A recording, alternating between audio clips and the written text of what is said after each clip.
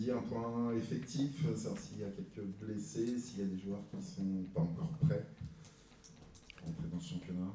Non, bon, on a des blessés longue durée, Stéphane et Félix. Après, tout le monde est d'attaque pour ce match. Il y a forcément des niveaux physiques un petit peu différents parce qu'on a eu des arrivées tardives. Mais tout le monde est prêt à avoir un rôle sur ce match.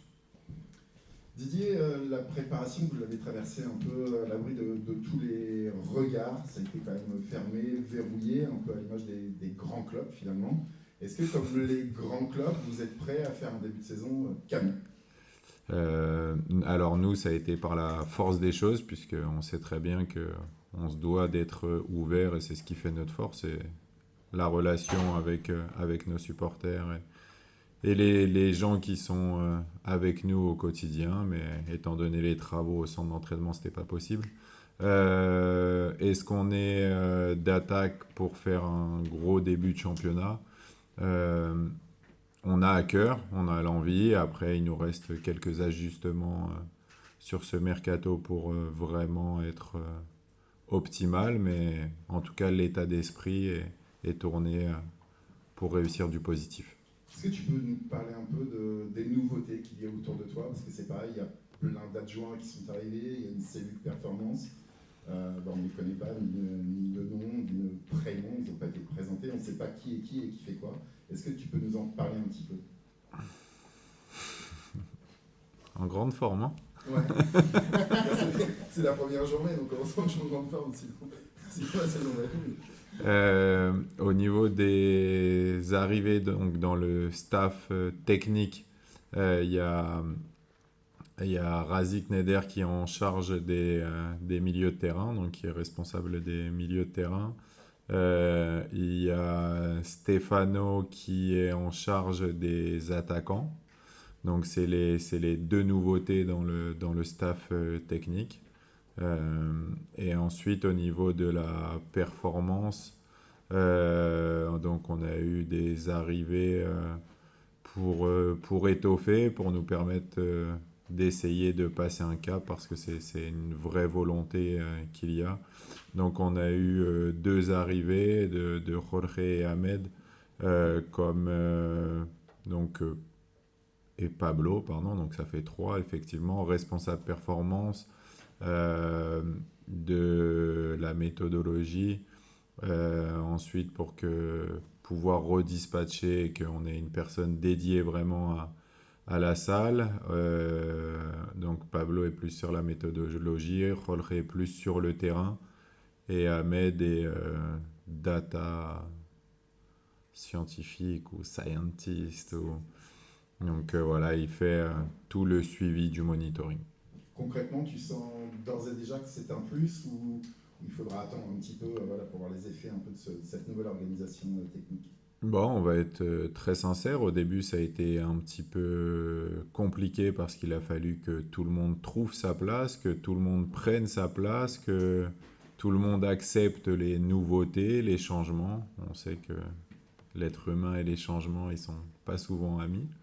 Voilà, il a vraiment fallu beaucoup de patience et d'investissement de la part de tout le monde. Mais aujourd'hui, on commence à trouver un rythme, je trouve, assez appréciable pour le bien-être des joueurs, parce qu'au final, tout ce qui est mis en place, c'est simplement pour les joueurs. Ça fait un peu plus de 3 mois d'ailleurs que le championnat, la saison dernière est terminée. Est-ce que tu l'as pas trouvé un peu longue, cette intersaison? Très sincèrement, non. Euh, J'aurais aimé, ça voudrait dire que j'aurais pu couper, prendre des vacances et peut-être pardon, que ça aurait pu me manquer. Là, il y a tellement de travail et de choses à mettre en place que si je dois être tout à fait sincère, c'est presque trop court parce qu'on a encore pas mal de travail pour réussir ce que l'on veut faire. Mais par contre, le championnat, cette pression et cette tension du week-end, ça m'a manqué. Avant de nous revenir sur Monaco, un mot sur le mercato. Il y a un défenseur qui va sans doute signer dans peu de temps. Est-ce que tu attends encore d'autres joueurs je dirais assez rapidement parce que finalement on se rapproche de la fin du mercato, même si derrière il y aura encore possibilité de prendre là, aujourd'hui, en l'état, est-ce que tu es satisfait de l'effectif que tu as, ou tu sens qu'il y a encore trop de manque? Mais en fait, je suis satisfait parce que je sais que l'investissement du club est à 100%, de toutes les personnes qui œuvrent pour ce mercato se donnent à 100%. Donc, à partir de là, je suis obligé d'être satisfait. Euh, Par contre, effectivement, on aura besoin d'arriver parce qu'il y a des postes où on est encore trop juste. Mais par contre, je suis satisfait parce que je sais qu'il se donne à 100% et que l'investissement est total pour réussir à fournir l'effectif le plus compétitif possible. En l'état, tu as le sentiment, l'impression ou l'espoir que le HAC peut viser peut-être un petit peu plus haut que ce qu'il a pu viser ces 3 dernières saisons. Alors quand je dis un peu plus haut, c'est pas 6e, 7e, c'est un peu. Très sincèrement, c'est ce qu'on veut. Après, il y a aussi la réalité du terrain et de ce que l'on peut mettre en place et la réalité des finances qui ne nous permet pas non plus de faire des choses incroyables. Et aussi le fait d'avoir perdu autant de joueurs importants. On a cet objectif. De toute façon, on se doit, euh, en tant au-delà que de footballeur ou de sportif, mais en tant qu'être humain, c'est de toujours vouloir faire mieux et de repousser nos limites. Donc, si on part dans une logique de points et d'améliorer les choses, alors le classement suivra. Donc, l'effet boule de neige fait que oui, on espère, on a l'ambition de faire mieux et on mettra tout en œuvre pour le réussir, mais on sait que c'est compliqué. Bonjour Didier. Je reviens sur le mercato. Il y avait 2 joueurs en test au Mans, si je ne me trompe pas, un ailier et un défenseur. Qu'est-ce qu'il en est de ces 2 joueurs-là? Sur le poste d'ailier, c'est une recherche que l'on continue d'explorer.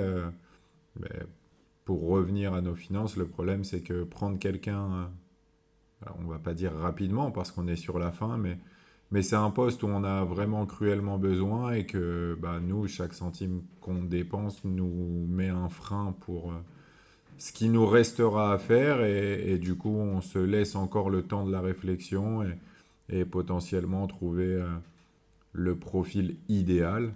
Et sur le poste de défenseur, là c'est plus un profil d'accompagnement. Donc on est en train d'avancer pour que le joueur nous rejoigne. Nouveauté de la saison, il y a un nouveau capitaine avec le départ d'Aruna. Je crois que c'est Rassoul qui a été désigné pour être le nouveau capitaine. Est-ce que tu peux expliquer ce choix? Pourquoi Rassoul? On n'a pas, enfin, pour moi, on n'a pas un capitaine, comme bien sûr que Aruna était l'image, mais vous pouvez pas. C'est un rôle bien trop important pour qu'il n'appartienne qu'à une seule personne. On ne peut pas tenir un groupe tout seul. Donc effectivement, il y a Rassoul, il y a Amir. Je pense que Seko, Josh, pour ne citer que, doivent être aussi des relais très importants. Pourquoi Rassoul? Parce que Rassoul, c'est maintenant sa 4e saison ici, parce qu'il est performant, parce que le départ de ces cadres, de ces joueurs importants avec lesquels il a évolué, qu'il a pu observer, eh ben, lui ont permis de prendre une place importante parce que j'aime son investissement et que je le trouve très concerné et très bon dans ce rôle de capitaine, tout comme Amir qui ne l'a jamais été non plus chez les professionnels, mais qui a ce vrai côté leader, et je trouve qu'ils prennent très bien les choses en main sur cette pré-saison.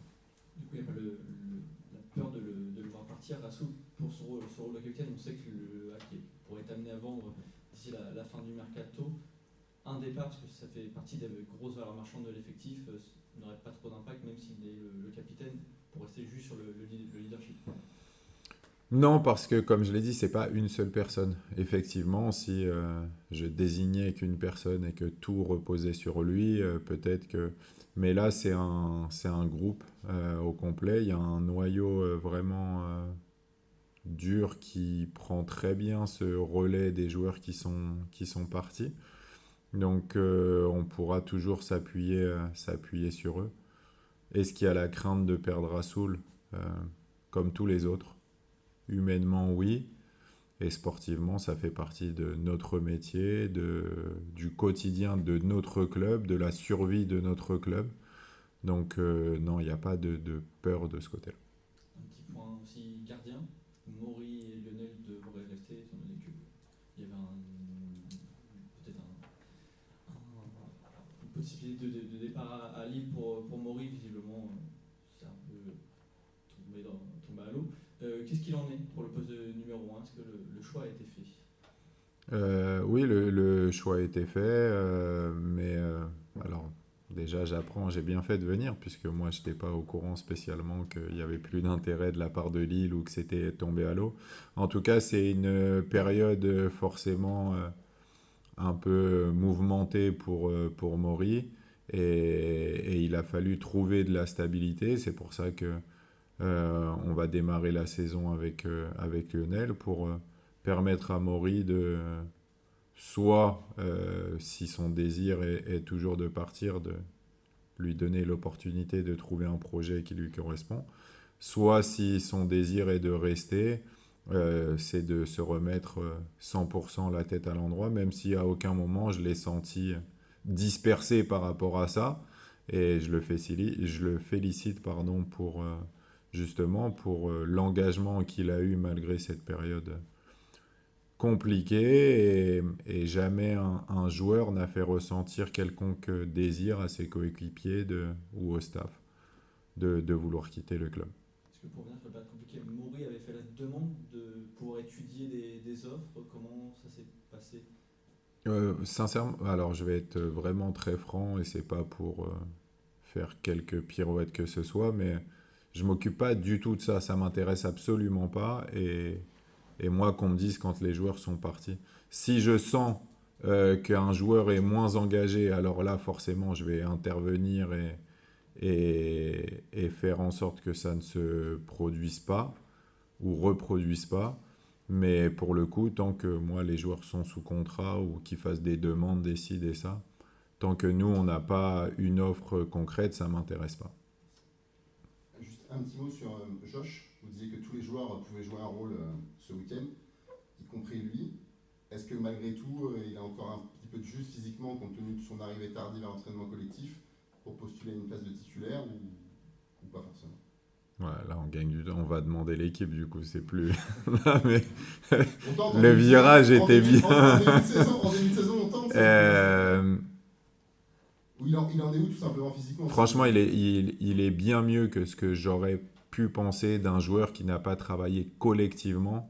Donc je suis vraiment satisfait parce que ça montre qu'il a été très sérieux pendant la période où il était en individuel. Et je m'attendais vraiment pas qu'il soit à ce niveau-là.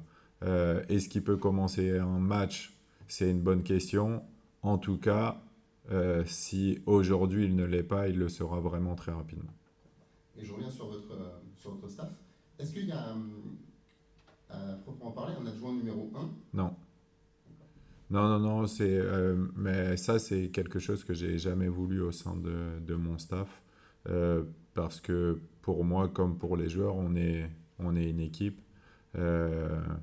Et je veux pas qu'il y ait de failles possibles ou d'animosité possible, parce que l'être humain et l'ego aussi, c'est toujours un petit peu compliqué. Donc, nous, on est simplement au service des joueurs, chacun responsable d'une ligne.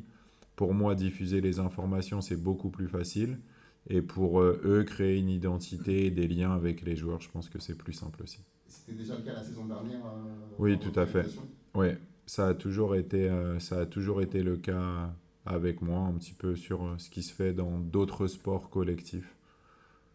On essaie d'être un petit peu différent. Et juste, j'ai remarqué du coup au Mans, mais c'est peut-être parce qu'il est préposé aux consignes des coups de pied arrêtés, mais que Nicolas Douchez était l'autre personne hormis vous qui était habilité des fois à distribuer des consignes, mais peut-être que c'est juste sur les coups de pied arrêtés, ça j'ai pas fait attention. Ouais, bien sûr, il est préposé aux coups de pied arrêtés défensifs, Stéphano aux coups de pied arrêtés offensif, vraiment, tout le monde a des rôles bien définis pour que ce soit très clair pour les joueurs et aussi pour qu'il n'y ait pas d'ambiguïté dans le staff et que chacun soit focalisé sur ce qu'il a à faire. Et comme les joueurs, on cherche toujours à progresser. Et quand on a une ligne directrice et des objectifs bien précis en fonction de notre fiche de poste, c'est beaucoup plus simple. Et du coup, parmi toutes ces personnes qui sont arrivées, si j'ai bien compris, il y a un mix entre des suggestions du propriétaire Boutreau et aussi des suggestions de vous.